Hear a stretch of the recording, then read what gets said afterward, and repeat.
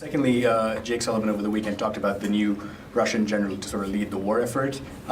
Is that in any way a sign that President Putin has accepted that it's not going well and he sort of needs to readjust in some way, shape, or form? I don't think Mr. Putin needs many signs that it hasn't been going well for him in Ukraine. I mean, here we are, day 46, and again, you know, he failed to achieve so many of his geographic and strategic objectives inside Ukraine. So they're repositioning, they're refocusing on the Donbass. I'll let them speak to their personnel announcements, but it wouldn't surprise anybody that they're trying to organize themselves better for a now more geographically confined and more specific set of target objectives now in the Donbass specifically and in the south. What I would just hasten to offer is that the Ukrainians have been for 8 years and still are fighting over that. That's still part of Ukraine, and they show no signs of being willing to give that territory up, nor should they. So we'll have to see, you know, how this plays out. But whatever the Russian plans are, whatever their goals for this new commander are, they're still going to have to reckon with a very stiff, very effective, very capable, and quite frankly, I've used this word before, but very nimble Ukrainian defense. Let me go to the phones just a little bit, and we'll just keep working around. Barbara, I think you're online today. Yeah, hi. I do want to follow up on the general, if I may.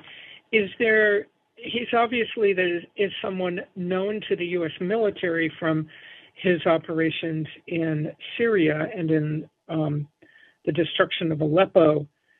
What can you tell people, if anything at all, about his track record in having a disregard for civilian casualties?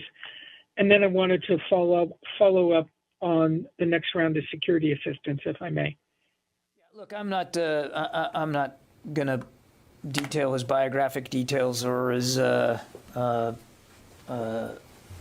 pretend to think that we know perfectly how this particular general intends to lead. I would say this: he and other senior Russian leaders have shown in the past, and you mentioned Syria as one example, have shown clearly in the past their disregard for avoiding civilian harm, their utter disregard in many ways for the laws of war, laws of armed conflict, and the brutality with which they conduct and prosecute their operations.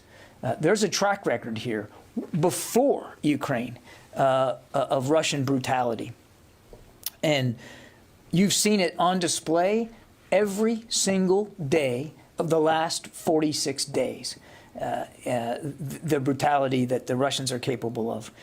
We're seeing it today. As you and I are talking here, you can see it today.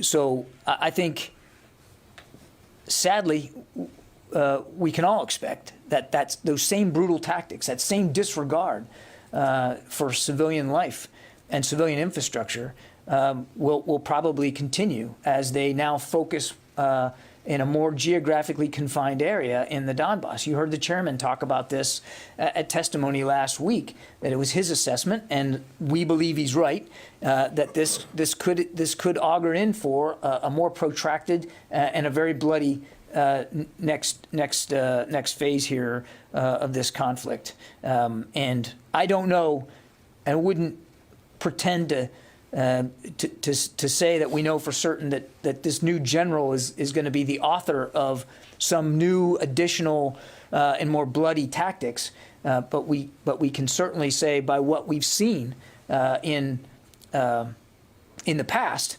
that we're probably turning another page in the same book of Russian brutality. And again, I'll say it. I know you get tired of me saying it, but I'll say it again. This war could end today. Mr. Putin could do the right thing now. He could sit down in good faith with President Zelensky immediately, and this war could end. He had diplomatic options on the table. He chose to ignore them. And here we are, day 46. He has not achieved the strategic objectives that he wanted to achieve. this is the perfect opportunity for him to negotiate in good faith with President Zelensky and end the war. Courtney. Security assistance, if I may. As you shift into the south and the east, as Ukraine shifts into the south and the east in newer heavy round of combat, and you look at security assistance, what's your best thought, the U.S.'s best thoughts about how to get artillery, armor, long-range air defense, all the things that you've said they need for that arena to them when they do not have U.S. versions in their current inventory and they need things quickly that they can take advantage of and use? Can you help people understand the next round of security assistance? Well, we are working very, very hard every single day to continue to get security assistance to the Ukrainians. I mean, 8 to 10 flights a day are coming into the region, not just from the United States, but from other nations as well. That stuff isn't sitting around, Barbara. It gets to these transshipment sites. They're put onto trucks and they're moved into Ukraine very, very quickly. In some cases, stuff coming from the United States takes no more than 4 to 6 days from the time the president authorizes drawdown authority to it gets into the hands of the Ukrainians. That's an incredible rate of speed. And we aren't slowing down. Regardless of the Russian refocus on the Donbass, we're not slowing down. That stuff continues to move. It's going to continue to move. We've said as much as we can, as fast as we can, and we meet it. And the reprioritization of the Russians on the east hasn't had an effect on our ability to help coordinate the delivery of massive amounts of security assistance from the United States and other nations into Ukraine. That flow still continues. Courtney.